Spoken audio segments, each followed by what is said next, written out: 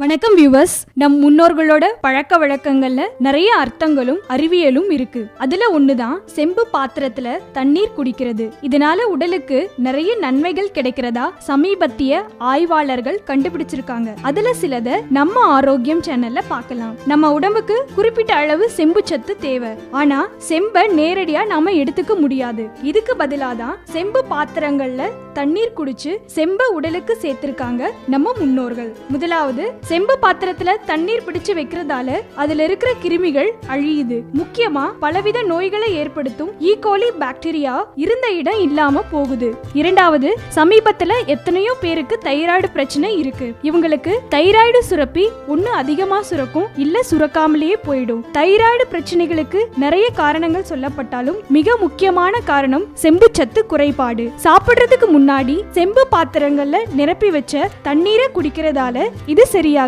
மூணாவது, நம்ம பாட்டி காலம் முதற்கொண்டே பலவிதமான மூட்டு வலிகளுக்கும் எலும்பு நோய்களுக்கும் தீர்வா செம்பு தண்ணீர் இருக்குது. அந்த காலத்துல எலும்பு முறிவு கட்டு போடுறதுக்கு கூட செம்பு பாத்திர தண்ணீரை தான் பயன்படுத்தி இருக்காங்கன்னா பாத்துக்குங்களேன். நாலாவதா, செம்பு தண்ணீரோட மிக முக்கியமான செயல்பாடு இரத்த சோகைங்கிற அனீமியாவை முற்றிலும் தடுக்குது. செம்பு பாத்திரத்துல வைக்கப்பட்ட தண்ணீரால இரத்தத்தின் ஹீமோகுளோபின் எண்ணிக்கை முற்றிலும் அதிகரிக்குது. அஞ்சாவது, செம்பு மிகவும் வேகமான காய நிவாரணின்னு சொல்லலாம். கை, கால், முகம்னு உடம்புல ஏற்படுற பலவித காயங்களை போக்குறதுக்காக தயாரிக்கப்படும் நிறைய ஆயின்மெண்ட்ஸும் ஜெல்லும் பெருமளவு காப்பரை கொண்டிருக்கு. இப்படிப்பட்டவங்க செம்பு பாத்திர தண்ணீரை குடிச்சாலே போதும், காயங்கள் வேகமா குணமடையும். ஆறாவது, இப்போதைக்கு பெரும்பாலான குழந்தைகள் ADHD, அதாவது வயதுக்கு மீறிய மூளையின் தீவிர செயல் தூண்டலால பாதிக்கப்படுறாங்க. இப்படிப்பட்டவங்க சொல் பேச்சு கேட்காம அளவுக்கு அதிகமான சுட்டித்தனத்தோட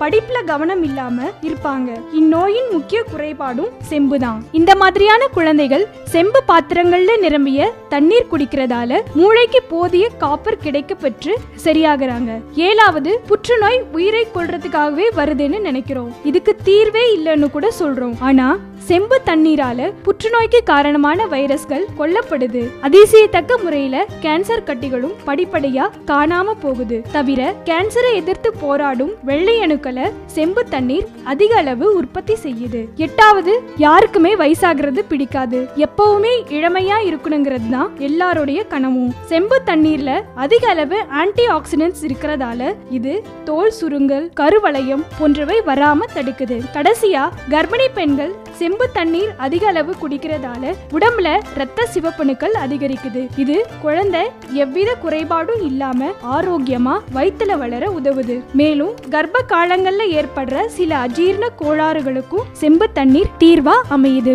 இந்த குறிப்புகள் உங்களுக்கு நிச்சயம் பயனுள்ளதா இருக்கும்னு நம்புறோம். இன்னும் இந்த மாதிரி ஆரோக்கியம் சம்பந்தமான குறிப்புகளை தெரிஞ்சுக்க மறக்காம நம்ம ஆரோக்கியம் சேனலை சப்ஸ்கிரைப் பண்ணுங்க.